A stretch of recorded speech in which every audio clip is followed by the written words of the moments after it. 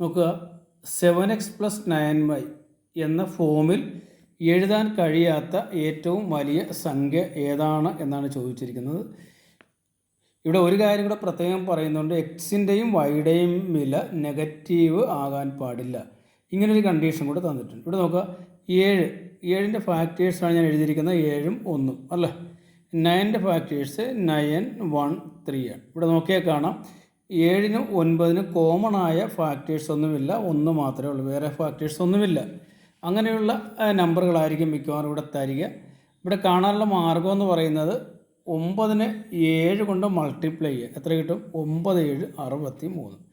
അതിനുശേഷം ഈ 9ഉം 7ഉം കൂടെ കൂട്ടുക. 9ഉം 7ഉം 16. അതായത് 63ൽ നിന്നും 16 കുറക്കുക. 13ൽ നിന്ന് 6 പോയാൽ 7, 5ൽ നിന്ന് 1 പോയാൽ 4, നമുക്ക് 47 എന്ന് കിട്ടും. ഇതായിരിക്കും വലിയ സംഖ്യ. ഓക്കേ.